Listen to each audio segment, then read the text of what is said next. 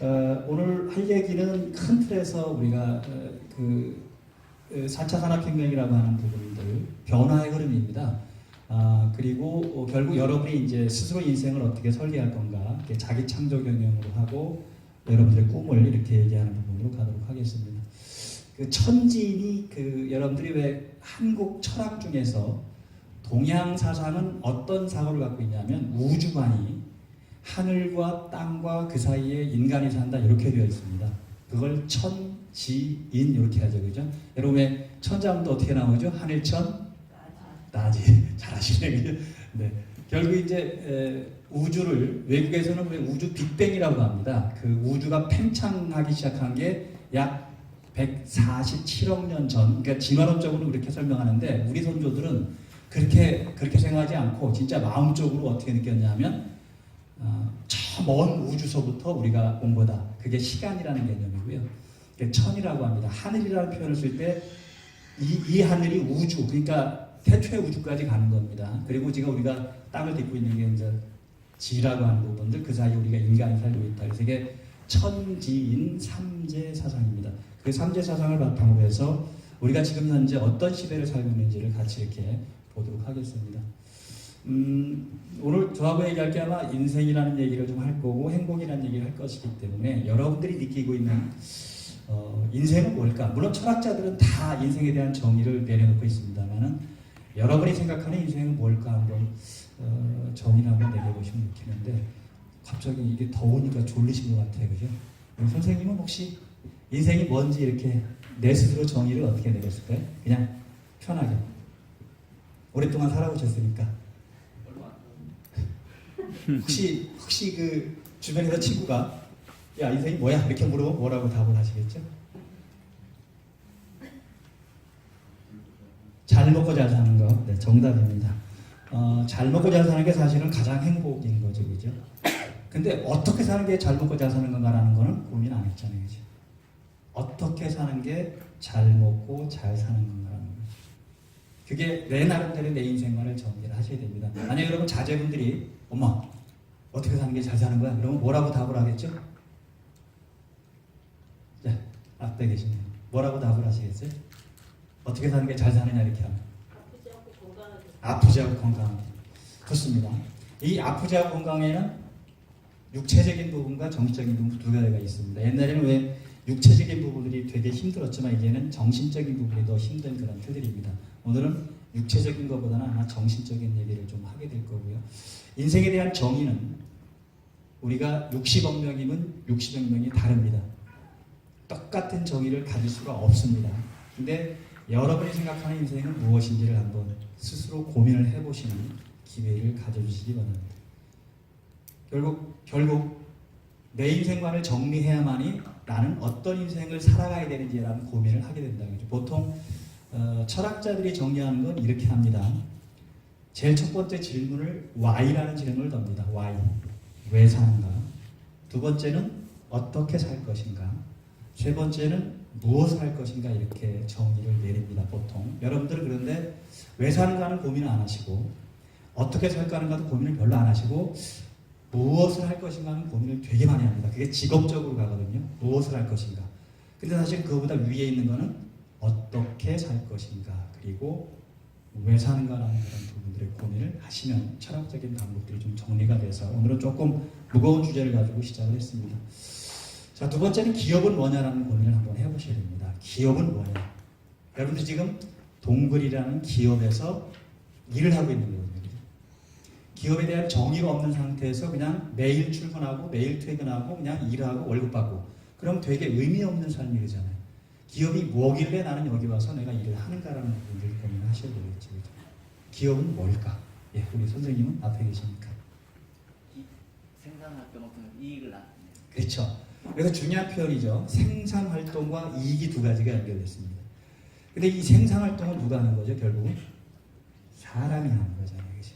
그리고 결국 이게 우리 사람들이 신나고 재미있고 의미 있는 일이 되도록 기업은 조직을 그렇게 짜기도 해야 되고 그 다음에 어느 사람이 지겨워하면 일도 바꿔줘야 되고 그죠?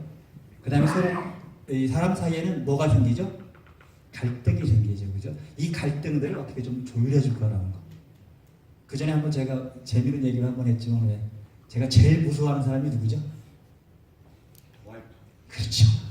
야, 제가 올해가 이제 38주년이에요.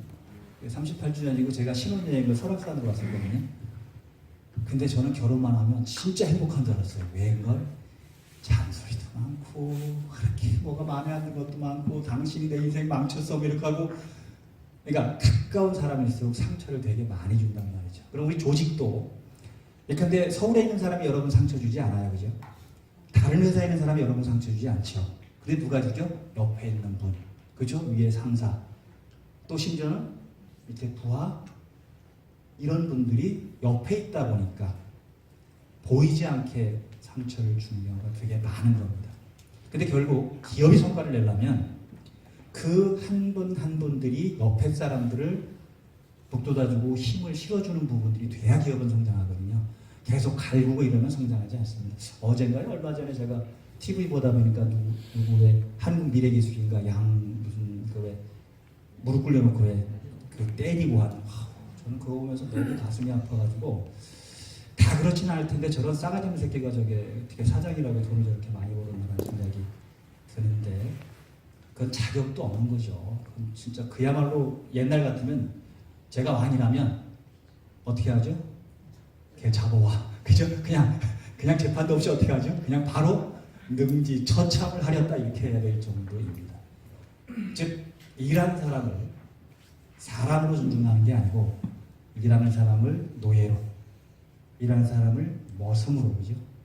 내 마음대로 해도 되는. 지 새끼 그렇게 때릴까요? 안 할 겁니다, 그죠? 맞죠, 아들한테. 근데 이게 벌어먹고 살라고 나와서 일하는 젊은 친구를 그렇게 한다는 건 저는 진짜 제가 상상이 안 돼서, 그건 기업이기 이전에 그냥 졸부입니다, 졸부. 그냥 돈이 있다고 왜 지만대로 하려고 하는 그런 부분들인데, 아무튼 뭐 그런 예를 들더라도 기업은 사람 사이에서 하는 겁니다. 그리고 그 사람 사이가 서로 좋은 관계로 가야 됩니다. 그 다음에 그 사람 사이는 서로 위해주는 관계로 가야 됩니다. 그래야 기업은 성장한다는 부분들을 같이 이렇게 보시면 될 것 같고요. 그 다음에 이제 일이죠. 제가 이제 인생이라는 얘기와 기업이라는 얘기와 일이라는 얘기까지 넘어가는 이유는 결국 우리는 일을 하는 사람들이란 말이죠. 그죠? 그럼 일은 뭘까? 일은 뭘까? 우리 옆에 선생님은 일은 뭘까? 이렇게 하면 노동의 대가를 갚기 위한 네. 수단을. 수단, 좋죠. 아주 정의를 잘 내리셨는데 결국 일은 뭐냐면 내가 인생을 살아가는 데 있어서 가장 소중한 겁니다. 일이 없다면 우리는 일단 기본적으로 뭐가 안 되는 거죠? 먹고 사는 게 생존이 안 됩니다. 일이 없다면 다른 사람과 어울리기가 못합니다. 가장 불행한 사람이 아무 일도 없이 집에서 왜 시간만 보내야 되는 그런 사람들이 되겠죠. 그래서 일은 결국 내 인생의 거의 모든 겁니다. 그렇다면 이 일이 재밌어야 되고, 아까 우리가 얘기한다고 그러죠. 즐거워야 되고 함께 잘할 수 있는 방법들로 만들어내는 게 가장 소중한 그런 틀들입니다. 또 하나는 일을 통해서 우리는 생존의 바탕인 돈을 벌기 때문에 기업은 일하는 분한테 돈을 많이 줘야 됩니다. 근데 사장님한테 이 얘기를 하면 야, 돈이 있어야 주지. 사장님은 또 그럴 수밖에 없어요. 자, 그럼 거꾸로 여러분들은 어떻게 해야 됩니까? 사장님, 우리가 돈 많이 벌을게요. 많이 주세요. 이렇게 해야 되는 거예요. 이거를 서로 싸워서 뺏고 뺏기는. 근데 근로자가 많이 가져가면 사장이 손해보는 것 같이, 사장이 많이 가져가면 근로자가 손해보는, 이렇게 돼버리면 서로 왼수가 돼버립니다. 내가 돈을 적게 가져가는 건 누구 때문이다? 사장 때문이다. 내가 돈을 적게 버는 건 누구 때문이다? 근로자 때문이다. 이래 놔버리면 이건 얼굴 쳐다볼 때마다 왼수 같잖아요. 그죠? 쟤 때문에 내가 돈을 못 벌어. 이럴 수 있으니까 이제 반대로 생각 한번 해보면 사장님은 돈을 많이 벌어야 됩니다. 기업은 우리가 월급 주는 거 이외에 뭘 해야 되냐면 지속적인 투자를 통해서 결국 우리는 일자리를 지속적으로 늘려내야 되거든요. 그러려면 뭔가 투자금이 있어야 되잖아요. 맨 처음에야 뭐 우리가 쌈짓돈 갖고 했지만 이제는 기업이 버는 돈을 가지고 새로운 기술, 그다음에 새로운 기계, 이런 것도 우리가 할 수밖에 없는 거예요. 그러니까 우리가 버는 걸 가지고 근로자가 다 가져가는 게 아니고 버는 게 일부분은 월급으로 주지만 일부분은 미래를 위한 투자를 하게 되는 거죠. 그래서 그게 결국은 또 새로운 어떤 부가가치를 창출하고 그걸 우리 공진화라고 합니다. 긍정적인 공진화. 이걸 안 하면 어떻게 하면 부정적인 공진화예요. 망해가는 겁니다. 그죠? 투자를 안 하니까 매출이 안 올라가고 매출이 안 올라가니까 임금을 적게 주고 임금을 적게 주니까 근로자들이 떠나고 그럼 기술자들은 떠나고 결국 필요없는 사람만 남아있는 조직이 될 수도 있는 거예요. 그렇다 보면 결국 이제 일이라는 것, 기업이라는 거는 함께 가는 거지 따로따로 가는 건 아니라는 그런 뜻을 한번 여러분들이 나중에 여러분들이 사장이라면 또 내가 회사를 경영한다면 나는 어떻게 할까라는 고민을 하시면서 뒤집어 얘기하면 내가 동그림의 사장이라면 나는 오늘 무엇을 해야 될 건가라는 고민을 한번 같이 해보는 거죠. 그러니까 월급쟁이가 사장 생각을 갖기는 쉽지는 않습니다. 그러나 그렇다 하더라도 함께 살 수 있는 대안들을 만들어낸다. 뒤집으면 사장님도 내가 월급쟁이라면 나는 뭘 원할까라는 생각을 미리 해서 그죠? 미리 챙겨주는 거죠. 그러니까 꼭 월급 올려주세요 하기 전에 사장님은 미리 올려주고 그죠? 휴가 많이 주세요 하기 전에 휴가 많이 가라고 하고 그죠? 그런 방식으로 서로 이해하는 관계가 이제 기업을 성장시키는 그런 틀들이니까 같이 한번 보도록 하겠습니다. 자, 그 다음에 이제 좀 어렵죠. 4차 산업혁명이 뭘까라는 그런 부분들입니다. 4차 산업혁명 많이 들어봤는데 최 과장은 뭐라고 4차 산업혁명을 정의를 했어요? 뭐 3월 인터넷 이런 거라고. 요게 이제 그 장님이 코끼리 만지기예요. 그냥 그 기술적인 측면의 일부분 그죠? 사물 인터넷, 뭐 IoT, 그다음에 AI, 클라우드, 빅데이터 뭐 이런 등등의 이제 그걸 많이 들어봤잖아요. 그거는 기술적인 측면의 하나입니다. 기술적인 측면. 그보다 더 큰 건 뭐냐면 결국 이제는 그게 지금 가상 세계거든요. 사물 인터넷 이런 등등이. 근데 현실과 가상 세계가 융합하는 겁니다. 한꺼번에 맞아지는 건데 가장 쉬운 거 예를 들어드릴까요? 제가 오늘 서울에서 출발할 때 분명히 속초에 아이파크 콘도를 찍었습니다. 이걸 뭐라고 하죠? 내비게이션이라고 하죠. 자, 내비게이션은 제가 지금 도로를 달리는 게 현실입니다. 근데 내비게이션은 뭘 알려주죠? 길이 막힌다 안 막힌다 어디로 가면 몇 시간 걸리다 등등을 가상세계에서 알려주죠. 거기에 이미 뭐가 지금 저장된 거예요? 길이 막히는지 안 막히는지가 다 자료가 다 데이터가 쌓인 거예요. 그래서 그 길로 가지 마. 예를 들면 국도로가. 저는 그 내비게이션을 업그레이드를 안 시켰더니 옛날 길 있잖아요. 40 몇 번인가 왜 44번인가요? 그래서 계속 안내해서 이제 저는 끝까지 제가 일부러 고속도로를 한번 와봤는데요. 많이 안 다니는 곳이라서 그럼 결국 내비게이션은 현실 세계에 있는 자료들을 모아서 가상 세계의 그 GPS하고 연결해서 해주고 그죠? 그 정보를 저한테 주죠. 그래서 어디로 가라 저기 가면 몇 시간 걸리고 거기 가면 늦는다 이런 등등을 하는 겁니다. 굉장히 편리해진 거죠. 제가 만약에 내비게이션 이용하지 않는다면 몇 시에 도착할지도 모르는 거고 길이 막힐지도 모르는 거고 그죠? 그러나 그걸 활용하니까 얼마나 편합니까? 그런 실생활에서 편한 건데 이제 공장에서는 뭘 쓸 거냐면 근데 이제 그 어느 때 아이스크림이 가장 많이 나가나라는 부분들을 빅데이터가 분석을 합니다. 자, 일요일에 많이 나가는지 월요일에 많이 나가는지 그러면 예컨대 생산 부서는 어떻게 하는 거죠? 그 데이터를 바탕으로 해서 생산량을 조절할 수밖에 없고 그 다음에 어떤 때는 예컨대 A라는 품목이 잘 나가고 어떤 때 B라는 게 나가면 거기에 맞춰서 이제 생산량을 조절하는 이게 다 연결되는 겁니다. 그 사람이 다 못합니다. 즉 빅데이터가 분석을 해서 결국 생산에 영향을 미치기도 하고 이제는 생산 현장도 대부분 다 그렇게 자동화되거나 또 기계화되거나 이런 방식이 되겠죠. 그 나중에 유튜브에서 한번 보고 찾아보세요. 그 소피아라는 로봇이 있거든요. 그 로봇이 굉장히 다양하지만 그 소피아라는 로봇은 그 인조인간 비슷한 겁니다. 이제 아주 초기 형태의 인조인간입니다. 앞으로 한 10년 정도 지나면 여러분하고 거의 비슷한 인조인간이 나올 겁니다. 아직까지는 거기까지는 안 갔지만 그래도 이 친구는 사람이 물어보면 대답을 자기가 머리를 굴려서 대답을 다 해요. 입력해 놓은 게 아니에요.